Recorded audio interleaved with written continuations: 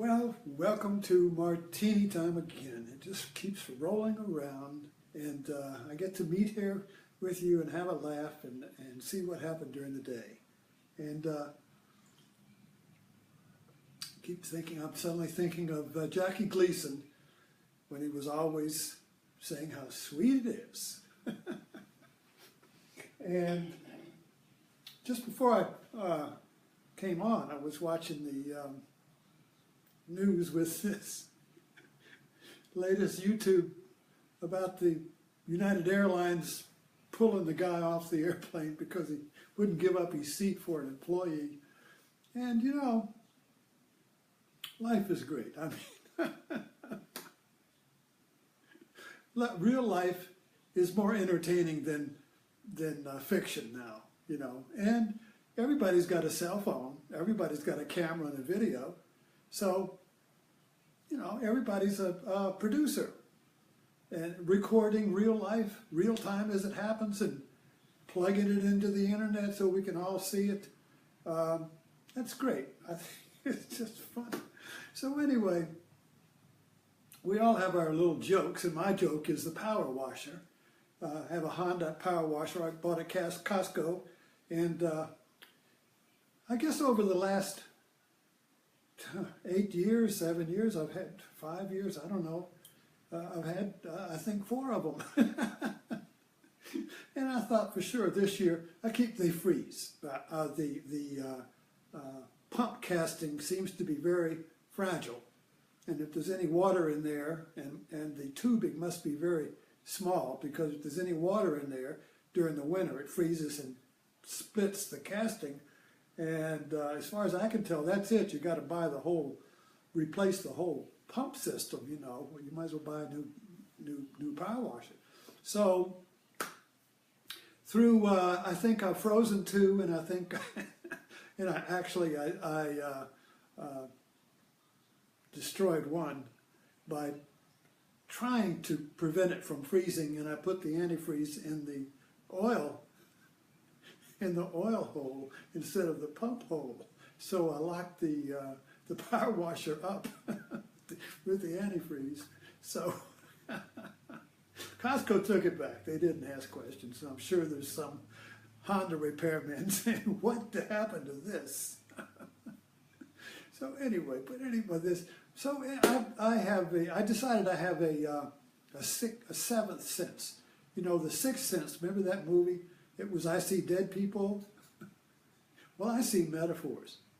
So my power washer is a good. I can sniff a metaphor a mile away. Look, a metaphor bloodhound. I can sniff them out. So what is this power washer? I just realized I've been trying to power wash my whole life. I mean, I got into yoga with a guru in 1970, and that's a power washer. I'm going to wash my sins away.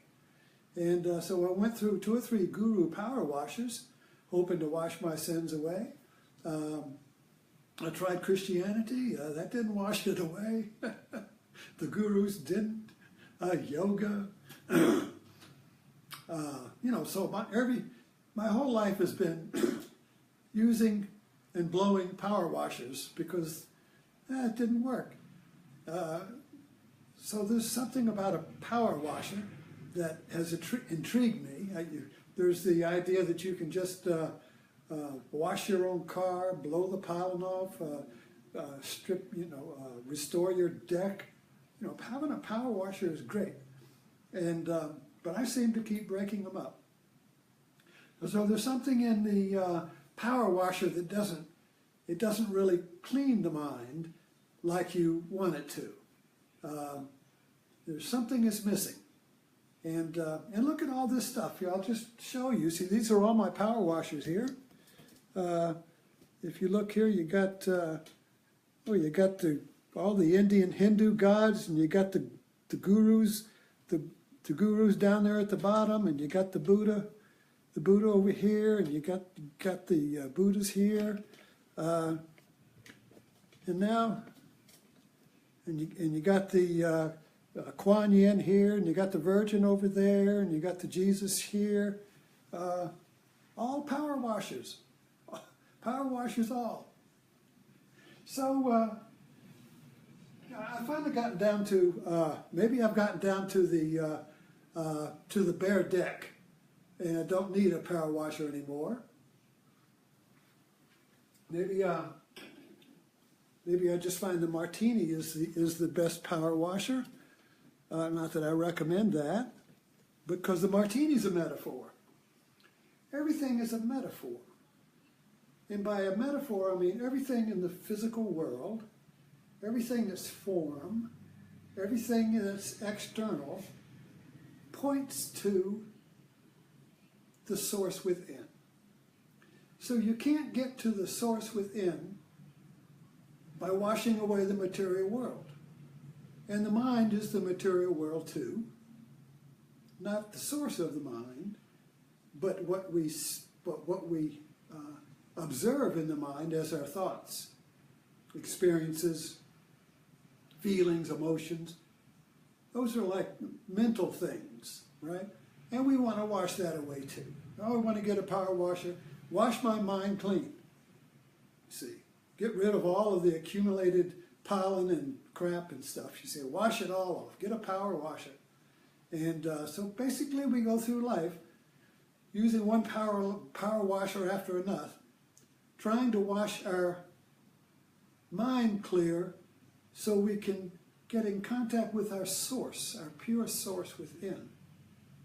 And we seem to be going at it in the wrong way. You can't wash away the external world to get to your source. You have to see through the external world. And that's why a metaphor is such a good power washer. A metaphor points in two different directions. It points to something, like, or say power washer, take that as a metaphor. So when I say yoga is a power washer, okay, so that's a metaphor. Yoga is a power washer. So what that means is that the yoga is a power washer is a power washer, but a power washer is not a power washer. So the metaphor of the power washer goes in two different directions. Power washer is a power washer, it's just a power washer. It is not a power washer. And those two opposites are contained in the metaphor. So the metaphor then points in two different directions. And that makes us change our view. It makes us shift the view. Now the spiritual metaphor, this is where Zen comes in. A spiritual metaphor is like a Zen cone. These Zen cones are metaphors that point you towards a leap that doesn't rest on anything or thought. So it's called a faith leap. It's called well, in Zen it's called a satori. It's called a leap into a viewpoint that doesn't depend upon any external thing.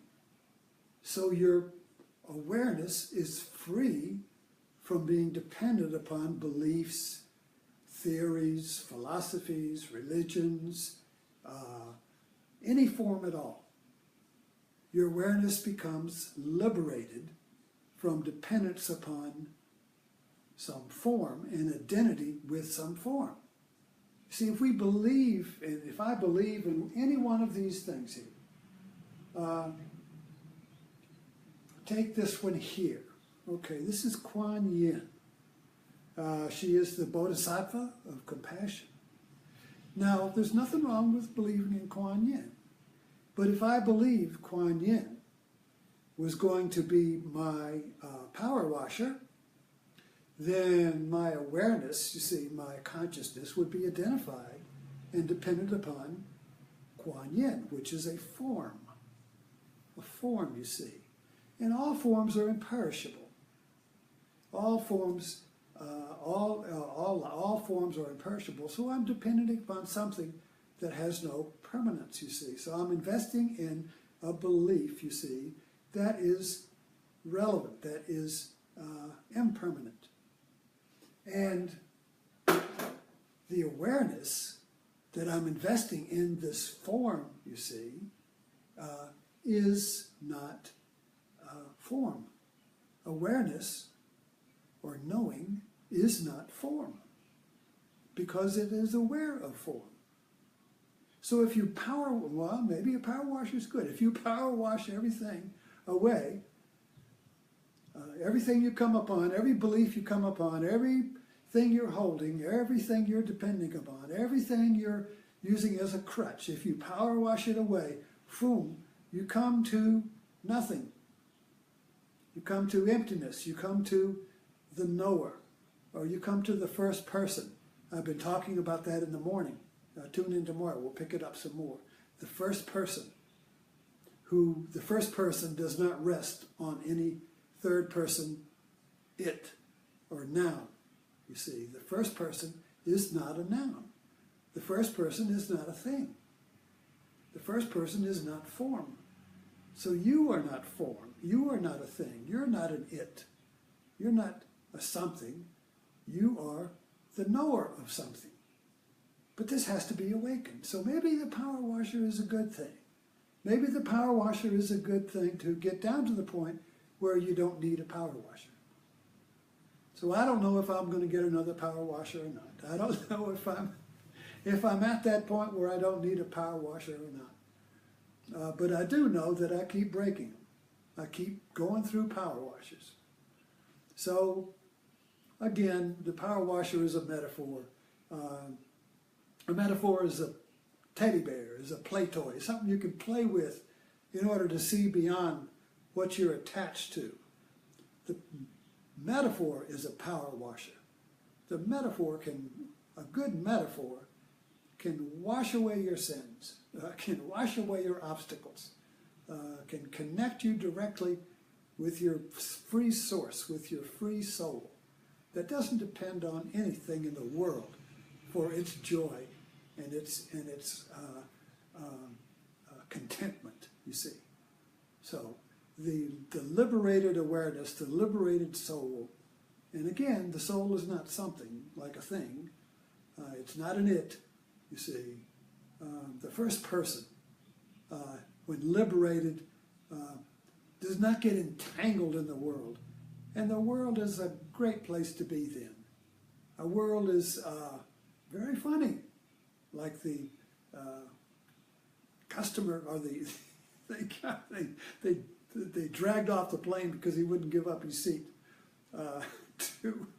to an employee on American Airlines.